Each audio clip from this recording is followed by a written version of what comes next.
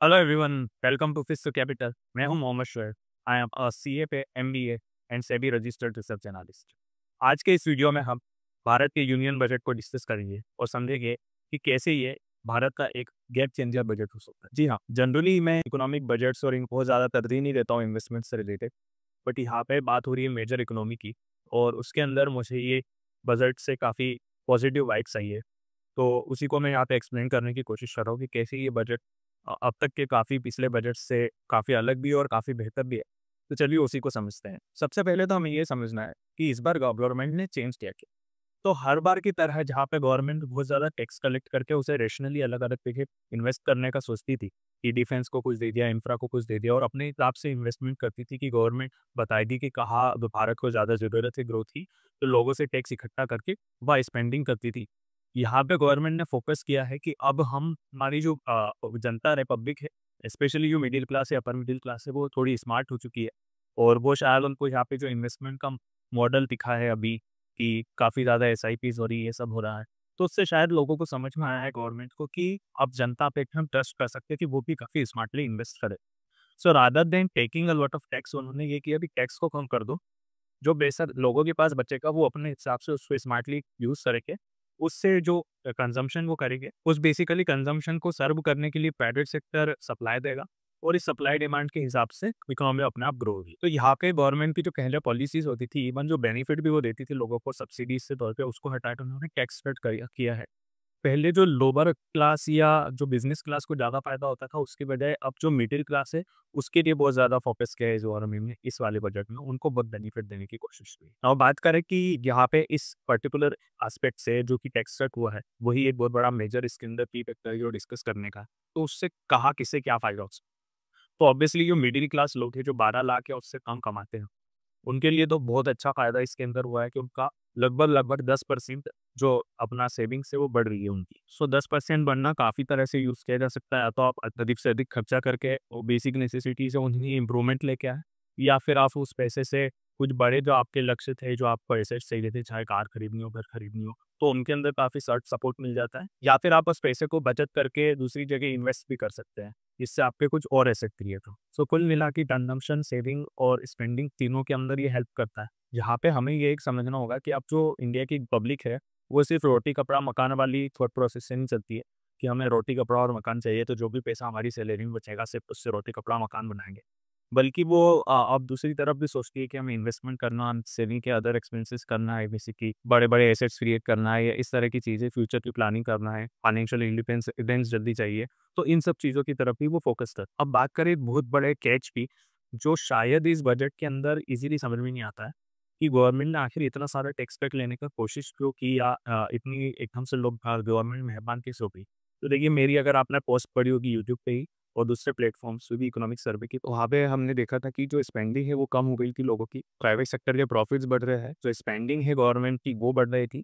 उसके कंपैरिजन में उनका फिस्कल डेफिसिट बढ़ी हुई स्पेंडिंग के बाद भी कम हो रहा था, यानी कि एक्सेस जो गवर्नमेंट ले रही थी और इन्फ्लेशन भी कंट्रोल में थी। तो मैंने कहा था कि ये बहुत ही बेस्ट पोजीशन है भारत के लिए कि हम अपना टैक्स रिफॉर्म्स लेके आए, और गवर्नमेंट ने भी शायद वो चीज़ नोटिस की और उसी को ऑलरेडी अपने बजट के अंदर इनकॉर्पोरेट किया। तो अब यहाँ पे गवर्नमेंट ने क्या सोचा है ना कि इनडायरेक्ट टैक्सेस से एक अच्छा कलेक्शन उनको आ रहा है और उन्होंने ये रियलाइज़ किया कि ये हमें कवर कर देगा, हम अगर इनकम टैक्स रिलीफ भी देते हैं। ऑब्वियसली उनको ये पता नहीं है कि कितना कवर करेगा। तो उसके लिए गवर्नमेंट ने अपना जो इनकम टैक्स रिलीफ तो दिया है, बट ज़्यादा एक्सपेंसेस कुछ बहुत बड़े-बड़े इन्होंने अनाउंस नहीं किए हैं, जो कि बहुत ही आउट ऑफ द बॉक्स हो। सो उससे समझ में आता है कि ये वाला पर्टिकुलर साल गवर्नमेंट ज़्यादातर मॉनिटरिंग करी होगी कि कितना टैक्स आ रहा है with all this changes, and then they will decide कि हमें कहाँ पे फोकस करना चाहिए। जहाँ तक मेरा अनुमान है कि इससे क्या बहुत बड़ा फ़ायदा होने वाला है। तो देखिए, बहुत बड़ा फ़ायदा ये होगा कि जो अनऑर्गेनाइज़ सेक्टर या जो सेमी ऑर्गेनाइज़ सेक्टर है इंडिया का, छोटे बिज़नेस है, वहाँ पे कई बार क्या होता है, अगर बिज़नेस की इनकम कम है तो कोई इश्यू है ही नहीं, वो लॉसेस वगैरह बुक कर रहे हैं उधर, तो अलग तरह से सपोर्ट मिलता है। But there are some good running businesses जो इनकम तो अच्छी करते हैं, बट वो अपनी इनकम के जो टैक्स है उसको बचाने के लिए अंडर रिपोर्ट करते हैं इनकम को। तो वो अभी तक 7 लाख या उसके अंदर की रिपोर्टिंग इनकम दिखाते थे, और वो 7 लाख की इनकम ही दिखाएँगे तो उसी तरह के एक्सपेंसेस होंगे, उसी तरह की स्पेंडिंग होगी। तो टू कवर फॉर दैट इस बार क्या हुआ है, 12 लाख की आपकी आमदनी बन रही है टैक्स फ्री। तो लोग ज़्यादा रिपोर्ट करेंगे अपने बिज़नेस की इनकम को, और वो जब ज़्यादा रिपोर्ट करेंगे तो उनके पास ज़्यादा बेस होगा सेविंग्स का, बैंक अकाउंट में इन्वेस्टमेंट का, स्टॉक मार्केट में इन्वेस्टमेंट का, तो कुल मिला के वो ज़्यादा ऑर्गेनाइज सेक्टर में या फॉर्मल इकोनॉमी में कंट्रीब्यूट कर पाएंगे अपने इनकम को ऑलमोस्ट डबल, यानी 7 से सीधा 12 लाख तक। तो ये बहुत बड़ा केक शेड हमें समझना है, और यही गवर्नमेंट एक्सपेक्ट कर रही है कि ये जो लोग जब ज़्यादा स्पेंड करेंगे फॉर्मली, तो फिर टैक्सेस ज़्यादा कलेक्ट होगा, क्योंकि अभी ये करते थे, खर्चा ये भी करते थे, but her cheese of market होती थी टैक्सेस बचाने के लिए, बिकॉज इनकम हमारी बचानी। तो जब मेरे पास इनकम ही कम दिखानी है, तो मैं ज़्यादा टैक्सेबल चीज़ें या बेटर प्रोडक्ट्स या बेटर सर्विसेज यूज़ ही नहीं कर सकता। जैसे ऑनलाइन मोबाइल खरीदना है, क्योंकि वहाँ पे आप दिखा नहीं सकते हो ये सारी चीज़ें कि मैं 1 लाख रुपए का मोबाइल खरीद रहा हूँ, जबकि मेरी इनकम सिर्फ 5 या 6 लाख, जबकि ऐसा रियलिटी में था नहीं। तो ये एक बहुत बड़ा चेंज होगा मेरे हिसाब से, और अगर ये सही से इम्प्लीमेंट हो गया, तो बहुत बड़ा बेनिफिट हो सकता है इंडियन इकोनॉमी को, और फिर शायद हम रेगुलर इस तरह के चेंजेस अपर मिडिल क्लास के लिए भी देखते रहे, जहाँ पे टैक्स बेनिफिट वो दे गवर्नमेंट। इस पर्टिकुलर इनडायरेक्ट टैक्सेशन में अगर बड़ा फ़ायदा हुआ फिर इस पर्टिकुलर मूव से। अब जहाँ तक शेयर बाज़ार और इकोनॉमी की बात करें, तो देखिए अभी इनिशियली एकदम से लोगों ने इस पे बहुत ज़्यादा सट्टा खेला है कि लोगों का टैक्स बच रहा है, तो वो ज़्यादातर कंज़म्पशन करेंगे, तो जितने भी एफएमसीजी या कंज्यूमर के ओरिएंटेड स्टॉक्स है उनको तो बढ़ा दिया, और जितने भी इंफ्रा फोकस्ड या डेवलपमेंट फोकस्ड स्टॉक्स थे, जैसे कि डिफेंस के होगा, उनको एकदम से गिरा दिया। बट मेरा मानना है कि ये एक बहुत ही शॉर्ट टर्म पर्सपेक्टिव है। In the long run defence का तो मैं नहीं कह सकता, बट बाकी जितना इंफ्रा है और दूसरी कंपनीज़ है, इन सबको हमें मॉनिटर करना पड़ेगा, ये कंज़म्पशन सेक्टर भी कंपनीज़ को मॉनिटर करना पड़ेगा, and then only we can figure out कि कौन-सी कंपनीज़ है, जो पहले से रेडी थी और अब इस मौके का बहुत फ़ायदा उठा के एक्चुअली ये जो पाई बना है स्पेंडिंग का इंडिविजुअल्स का और सेविंग्स एंड इन्वेस्टमेंट का, तो इस पूरे पाई को कैसे कैप्चर करना है, इस बेनिफिट को कैसे कैप्चर करना है, जो कंपनी उसके लिए रेडी थी और उसको बेस्ट तरह से यूटिलाइज़ करेगी, उन कंपनीज़ को हम आइडेंटिफ़ाई करके बाय करना चाहिए। अभी इसका एक बड़ा फ़ायदा मार्केट में ये होगा कि आने वाली जो अभी एफआईआई सेलिंग से ज़्यादा इम्पैक्ट लग रहा था, वो थोड़ा हद तक कम हो जाएगा, क्योंकि एफआईआई सेल करे भी, तो जो सेविंग्स बच रही है लोगों की, वो ऑब्वियसली इन्वेस्टमेंट में जाएगी। People are starting to understand कि ये जो स्टॉक मार्केट है, ये एफआईआई से उतना ही चलाते हैं, ये जो एफआईआई सेलिंग है, इस तरह से जो फ्लक्चुएशन होता है, these are not very consistent patterns, ये एक तरह से फ्लक्चुएशंस होते हैं। इकोनॉमी का डायरेक्ट स्प्रिंग क्लब किसी एक पर्टिकुलर एफआईआई के सेल करने से ये हम नहीं कह सकते कि Indian economy is not doing well. तो वो चीज़ें उनको समझ में आ रही है, तो अब क्या होगा कि वो अपनी एसआईपीज भी बढ़ाएंगे अगर सेलिंग बढ़ेगी तो।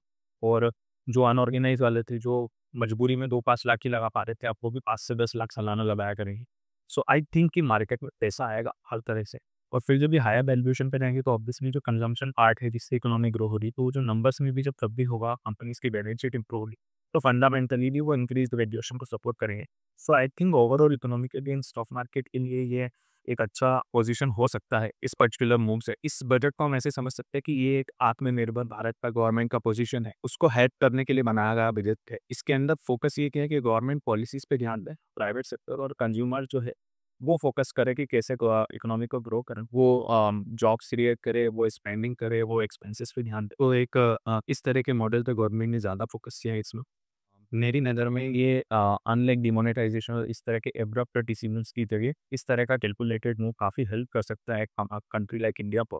तो मैं काफ़ी ऑप्टिमिस्टिक हूँ इस बजट को लेके, एंड आई थिंक कि ये इंडिया की ग्रोथ स्टोरी में एक नेक्स्ट स्टेप लेने वाला बजट है। Overall what I can say is कि हमें बेस्ट के लिए होप करना चाहिए, वर्स्ट के लिए प्रिपेयर रहते रहना चाहिए।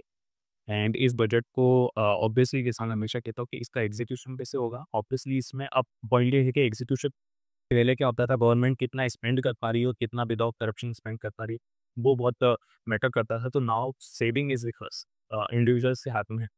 तो वो तो ऑब्वियसली करप्शन वाला पॉइंट कम हो गया वहाँ पे।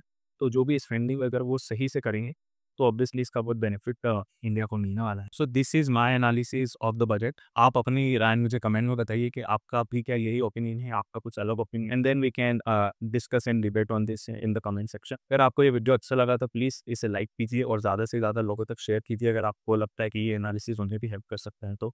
और इसी तरह के और एनालिसिस को जानने के लिए हमारे चैनल को सब्सक्राइब करना भी। Thank you very much.